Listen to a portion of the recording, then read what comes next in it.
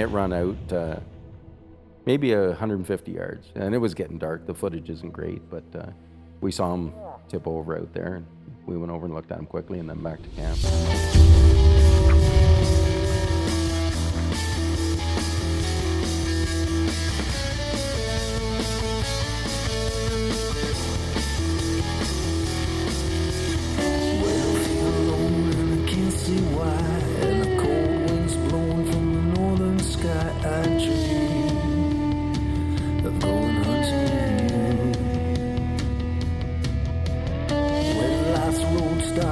Getting rough when I stop believing I'm not tough enough to be free. I just go on with you.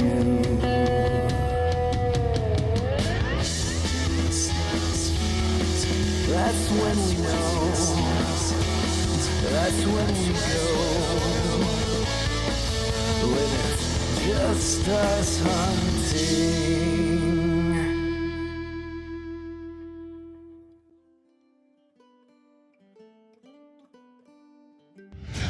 Well, there's the four of us, and we're the family, but then we have an extended family, which is Dad's moose hunt guys. When Rick started this adventure of just us hunting, he's like, well, I'm gonna ask these guys to be part of the pro staff. And I'm like, excellent, like you can't go better than that. We have Carl Jones, the MacGyver of the group. You could probably give him a block of wood and he'd make a steel lathe out of it. You know, he's an intelligent man, but I wouldn't say that to his face. We've always called him the Conehead. I don't really know where it extends from, but that's exactly what he is. That's the only way to describe him, is the Conehead. He has a never give up attitude. Doesn't matter how old he gets, every year he seems to have more energy than the last. Bruce Rain, commonly known as the Pine Marten. He spent his life in the bush, really, in the boreal forest of northern Ontario. He's a little pine marten. He's just in the bush, and he's like one with nature. We have the Little Missus, which is Kevin McKenna, and he is basically our camp manager. He makes sure the groceries are bought. He spend the entire year getting groceries for our moose hunt, trying to get the best bang for his buck. Supposedly, he does a really good job of keeping the camp clean and cooking, but maybe not the hunting part, which we kind of have in common. He puts up with an incredible amount of razzing from us, and he's a great moose partner to have. You got Richard McQuaid, the dairy farmer. Poor Richard McQuaid, they ride him really hard. They call him a dairy farmer. He's not a dairy farmer, but that's his tag. How does he put up with all their hijinks? But he does. Richard's funny. He's really quiet, and he's really unsuspecting, and he always comes out with these zingers, but he kind of mumbles them under his breath. So you don't expect him to be funny, but he's actually really hilarious. He is the voice of reason for us. We like to enjoy our holiday when we're up there. It is our vacation for the year. And sometimes we need to be pulled in a little bit, and he's there to just remind us what the consequences could be. They're a motley crew of people, and they all go on their little adventure up north, moose hunting every fall, and it's guy time. The girls aren't allowed to come. And so they're fun, but in the fall, I just want nothing to do with them. We pretty much came together as a group in mid-80s, 86, 87. I was a member of the Timmins Bowhunters in the early 80s, and I believe Rick moved into town in 86 or so, and that's how I met him, because his brother was running the club at the time. Ran into Bruce and Rick one night. First night I really met them was at the Timmins Bowhunters. Alcohol was involved. I got there and they were hammered. And they were throwing mouse traps around, catching them on their thumb. Like, it was entertaining. I thought, these guys are cool. Like, I gotta hook up with these guys. I met Bruce Rain when we were in high school, when we were about 16, and he's been my friend ever since, and I met the other guys that we moose hunt with since then. We met Richard at one of the larger tournaments in Southern Ontario. I believe it was in 86. And we hit it off great. You know, we had a lot in common. We started talking about the moose hunt, and one thing led to another. And well, since he had no friends and can't make friends, we kind of took him under our wing, and he's been with us ever since.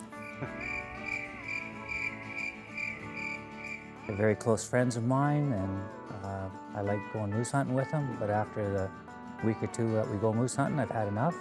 Usually any of the decisions made involving a moose hunter between myself and Rick, like where are we gonna go, what are we gonna do, and whatever we put to the other guys, they always seem to be in agreement. We've sort of divided off into partners, and Rick's always hunted with Kevin or Gary, and Richard has hunted pretty well by himself. And in the early years, Bruce didn't have a bike, so we both rode on the same bike, and we ended up hunting together that way. It was an extremely dry year that year, and Northern Ontario had an awful lot of fires burning. We knew there was an incredible amount of fires. There was over 400 fires that year. It was a bad year. It was dry. It was unheard of weather. We had fires burning all over the place. There's ash falling out of the sky, smoke. I hurt my back on the farm a few days before. I thought I would recover with a few days off, but by the time I got there, I was in really bad shape. So we got in there, we started setting up our camp, and it's a big job to get the camp set up. We got both our tents set up. I thought if I laid around for a couple days, my back would recover, but I felt bad not being able to help set up the camp. I was literally stretched out on a cot while these guys were doing the work. It went very badly from there. And then we were visited by a helicopter. And at that time, he told us there was a fire within 1.5 kilometers from us, so 1,500 meters. There was heavy ash falling. You could smell the smoke, but we've been smelling it for hours now. I had no fear of the forest fire. I believe we had time to get out if we needed to. The ministry felt differently. They thought we should just go. The following morning, very first thing, the helicopter came back and told us that we had to leave. Here we go, guys. Our 2006 moose hunt over before it even started. This is opening day. We've just been informed. Unit 21A is being evacuated. There's something like 433 fires on the go. And they're not taking any chances.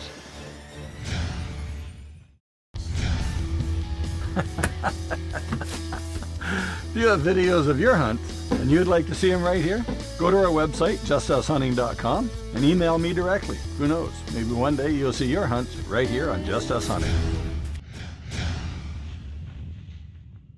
G'day everybody.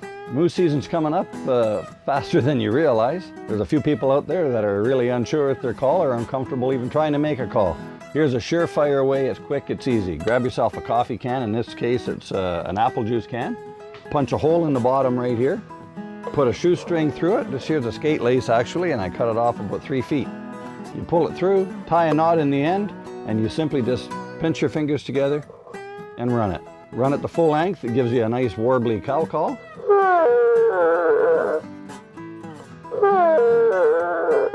That will go for miles. If you want to do a bull call, you just 3/4 the way down and a quick tug. Come on. You guys heard moose before. You know that'll bring them in, and that's your Just Us Hunting tip of the week. We had no idea how long we were going to be evacuated for. We didn't know if our moose hunt was done, if we had to go home. We had absolutely no idea. Rick and I stayed in a lodge, and Carl and Bruce went to another campsite and joined some other hunters for a couple of days. We had no idea that Richard's back went bad, other than he was sore at camp, but it went really south. Like Richard was falling into walls around the camp and that, and we had no idea. I ended up in the hospital in Geraldton actually, and I didn't even get my stuff unloaded out of the truck. My hunt was over before it began. They sent me home. I actually lost partial control of my leg, which I've never regained. I ended up getting a permit from the outfitter that we were renting this camp off, and it was a day permit. And it allowed us to go in and hunt under the permit of this outfitter. And Bruce and Carl came out of the bush from the tent camp that they were staying at, and I gave them that permit. We got in there and we did a lot of scouting. We didn't hunt because, well, we hunted, but we weren't gonna shoot anything. Like those guys weren't there, it wasn't part of the deal, but we scouted and the moose were there. Like we saw moose. We had 2 big bulls within 25 yards of us. You could barely see them, the smoke was so thick. Like it was choking when we were sitting in the tree stands. Like it was really bad. Once they got in there, then they realized if they come back out, they were not going to be allowed back in. So they stayed in there and basically abandoned me at this camp. The only thing I had for groceries was 1.5 dozen eggs, a pack of pepperettes, and a bottle of rye. And he wasn't happy. Well, we just about died laughing. Like, here's poor Rick out there, and we've been in the camp for 2 days. And We thought it was going to be a very hard hunt, but as it turns out, the moose were still there. I remember this one time, back several years ago, on our annual deer hunt, got my soon-to-be daughter-in-law with me on stand, and I mentioned to her, deer are gonna come out of the bush right here. When they do, I'm gonna stop one with a bleat or a grunt, shoot it. Well, 10 minutes later, sure enough, out comes this beautiful 8-pointer right across in front of me. Bleated, stopped it, pow, down it goes. Daughter-in-law looks at me and says, "How did you do that?" So the fire ban was finally lifted, and it was lifted at the perfect time because Bruce and Carl found an obscure way of getting out of this unit without hitting a check station. And they were coming to do the Great Escape. They were actually coming to pick me up. So they got me, and we were going back. We were sneaking back into this unit. And as we were driving, we heard on the radio that the fire ban was finally lifted. So yeah, I went back in legally. there we have it. Bush Bondo 101. Customized Honda, big red. Tree bark camel. What is the speed limit on them fenders? We're about to find out. Once we got there, we got the camp set up, and hunting was going to start taking a more serious note here. I went out and I started practicing. We have a practice butt that we bring up with us and that. And I have terrible luck with bows. I was at camp practicing with my Whisper Creek bow. At full draw, I hear a little crack. And I looked down at the bow, put the bow down, the arrow fell off the rest.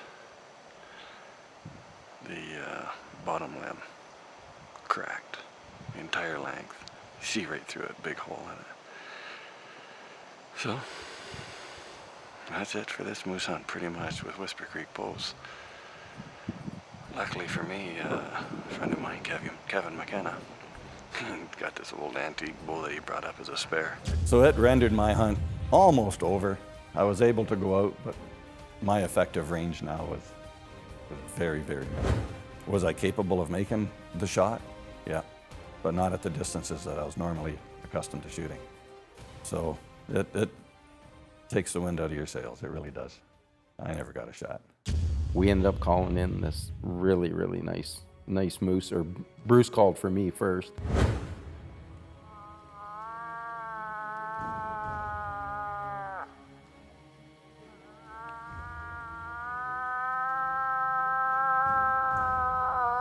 I had a moose right under the tree stand, and it just, things weren't well, like it wasn't a great time to shoot, and we ended up moving our stand down where we saw a moose coming across the pond. And We had Kevin hunting a couple kilometers from us, and Kevin has a bit of a loud call on. And I think that morning we had actually 2 bulls coming in to us, and we thought they were going to come right in, and we were going to have the pick of 2 of them.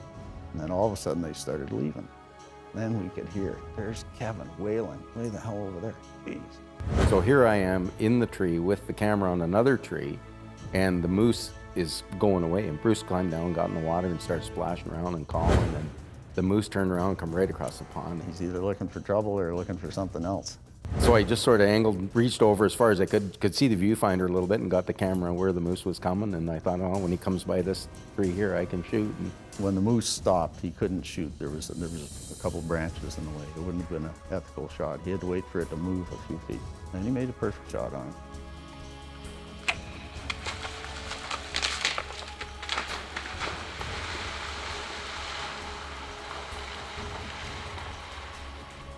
well, he probably went about 100 yards across the pond and flopped right on the shore, lucky to us. He wasn't overly huge moose, but he was probably 43, 44 inches, and a nice bull, like 1,000 pounds, which generally most of the moose that we're shooting are around 1,000 pounds.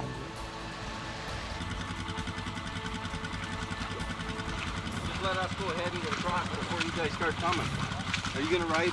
Bruce, you better ride across with Kevin.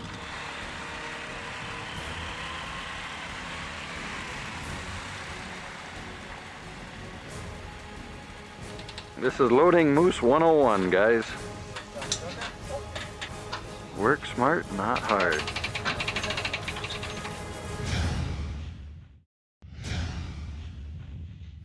I've been hunting for probably 35 years. I love to hunt. My weapon of choice would be a good rifle, a good Remington pump action 243. I don't think you can beat that. I like to hunt white-tailed deer. I love to hunt moose. My friends and I spend a lot of time chasing Canada geese and mallard ducks.